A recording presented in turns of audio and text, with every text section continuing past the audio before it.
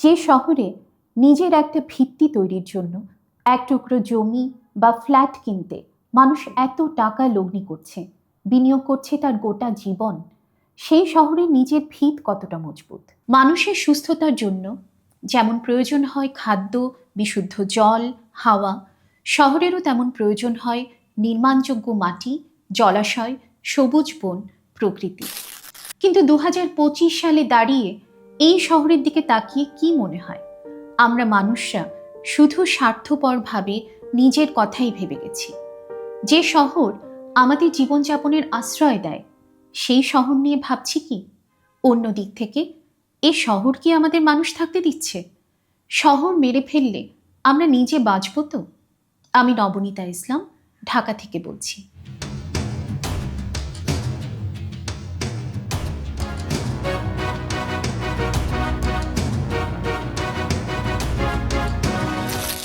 ধরুন 70 দশকে কিংবা স্বাধীনতার প্রথম দশকে যে প্রজন্ম ঢাকায় এসেছিলেন, যে রহিম বা গোলাপি ঢাকায় এসেছিলেন লঞ্চ বা ট্রেন ধরে, যদি ধরে নেই সেই প্রজন্মের তৃতীয় প্রজন্মের মানুষ এখন ঢাকায় থাকছেন, গত 50 বছরে তাদের এবং আমাদের অভিজ্ঞতা কি বলছে? বিগত এতগুলো বছরে ক্রমাগত আমরা জলাশয়, চাষযোগ্য ভূমি ও বন এলাকা উজাড় করে ইট পাথরের শহর বানিয়েছি, যা প্রতিদিন আমাদের নিঃশ্বাসের উপর চাপ তৈরি করছে।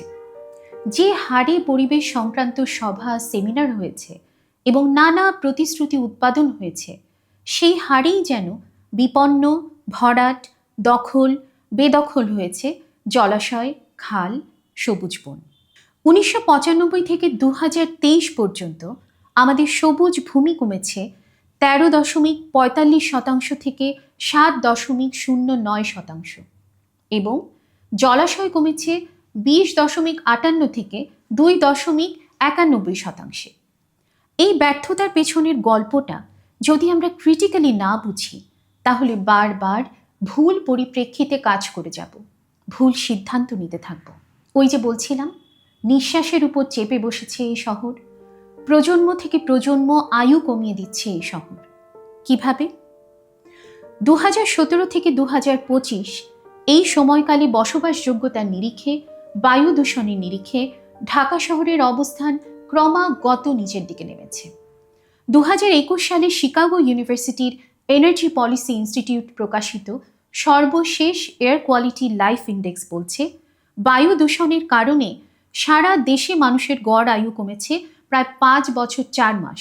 ভাবা যায়, এই শহর আপনার আমার সন্তানদের বয়স কমিয়ে দিচ্ছে, অথচ ভালো বেঁচে থাকবো বলে কোটি লোক আমরা শহরে এসেছি।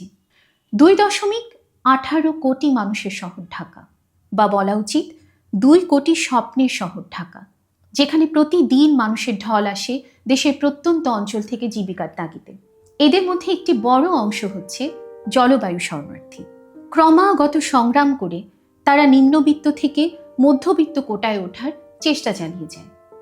ঢাকা শহরকে নিজের ও ভবিষ্যৎ প্রজন্মের জন্য একটা বাসস্থান হিসেবে কল্পনা করে স্বপ্নের বুদবুদ তৈরি করে, কিন্তু অধরা স্বপ্নের বাস্তবায়নের প্রক্রিয়ায় ধীরে ধীরে ঢাকা হয়ে উঠছে অবসবাসযোগ্য।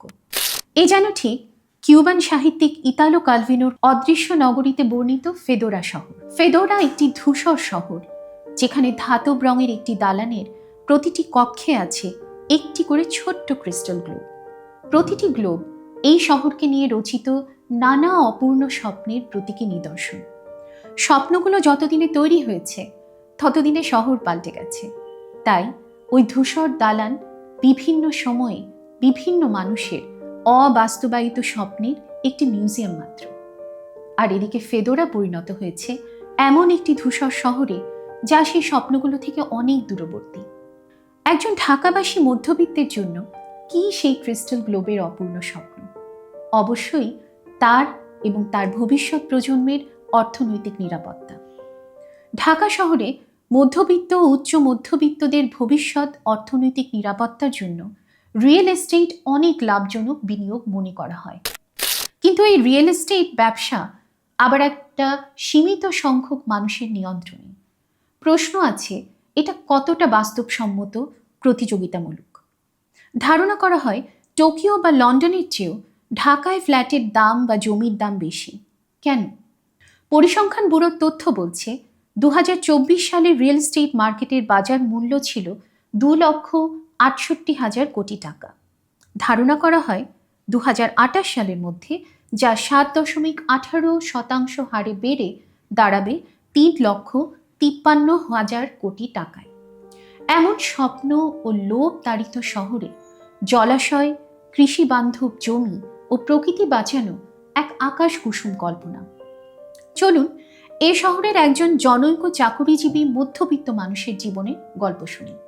এই ভদ্রলোক আজ থেকে প্রায় 18 বছর আগে রাজুকের একটি জমির বরাদ্দ পান। বিভিন্ন ধাপে কিস্তিতে মোট 10 লাখ টাকায় বিনিময়ে জমিটির মালিকানা পান। 18 বছর পর তারই উত্তরসূরি সেই জমিটি প্রায় 60 গুণ বেশি টাকা মূল্যে বিক্রি করেন।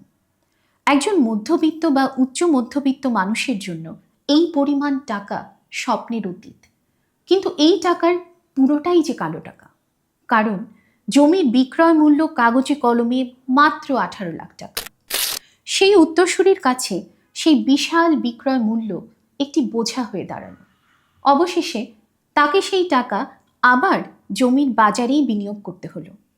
শুরু হলো আরেকটি অলাদ দুষ্টচক্র। এরকম অসংখ্য চক্রের ফাঁদে পড়ে আমরা হারাচ্ছি ঢাকার মূল্যবান জলাশয়, ঢাকার আশেপাশের কৃষিযোগ্য ভূমি, প্লাবনভূমি। যতদিন পর্যন্ত জমির মার্কেট বা রিয়েল এস্টেট মার্কেট সবচেয়ে লাগামহীন, সিন্ডিকেটেড, লাভজনক বিনিয়োগ ক্ষেত্র হিসেবে থেকে যাবে, ততদিন জলাশয়, প্লাবনভূমি, কৃষিবান্ধব জমি দখল হতে থাকবে। তাহলে কি দাঁড়ালো? গত 15 বছর বলি কিংবা গত 50 বছর, এই নগরের উন্নয়ন নীতি ক্রমাগত ঢাকাকে বিপন্ন করেছে আমাদের বাঁচাকে। অথচ আমরা না আরেকটু ভালো বাঁচবো বলে এই শহরে এসেছিলাম।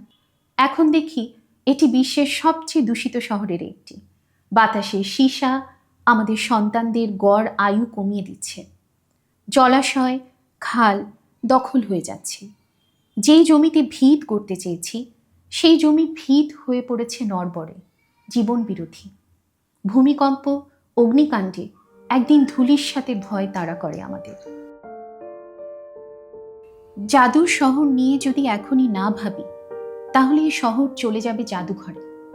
তাই জাদুর শহর না হোক ঢাকা, হোক জীবনের শহর।